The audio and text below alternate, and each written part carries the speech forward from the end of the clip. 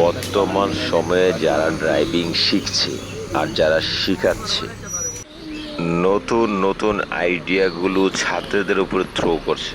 যেমন এই ভিডিওতে দেখতে পাবেন গাড়ির দুপাশে রডের মাথায় লাল লাল ফ্ল্যাগ লাগিয়ে সতর্কতার সাথে গাড়ি চালানোর জন্য যে ছাত্রগুলো ড্রাইভিং শিখছে তারা যেন খুবই দক্ষ হতে পারে, ওই জন্যই শিক্ষকের মাথায় এত সুন্দর আইডিয়া।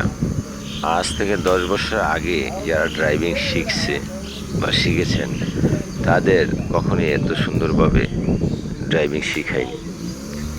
আমি জানি না কার কাছে কেমন লেগেছে, সত্যি আমার কাছে এই জিনিসটা অনেক ভালো লেগেছে।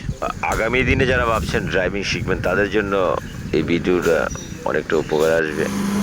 আর লাইসেন্স নিতে গেলেও এরকম অজস্র অসংখ্য নিয়ম কানুনের ভিতর দিয়ে ড্রাইভিং লাইসেন্স পেয়ে থাকে। লাইসেন্স কর্তৃপক্ষ বা বি লাইসেন্স দিয়ে থাকে। কিছুদিন পূর্বে দেখলাম এক বাইক পিক আপ নিয়ে এসে এই মাঠেই পিক আপের দুই পাশে আটা দিয়ে দাগ নির্ণয় করে এক বাইকের ড্রাইভিং শেখাচ্ছেন। আমি পিক আপের ড্রাইভার বাইকে জিজ্ঞাসা করলাম দুই পাশে আটা দেওয়ার কারণ কি। ড্রাইভিং যে শিখছে তার জন্য আটা দেওয়া, নির্দিষ্ট দাগের ভিতরে গাড়ি চালালে খুব অল্প সময়ে হাতের ভালো একটা ব্যালেন্স আসবে, এজন্যই আটা দেওয়া। ড্রাইভিং সংক্রান্ত আরও 2-4টা ভিডিও আপনাদের মাঝে তুলে ধরব।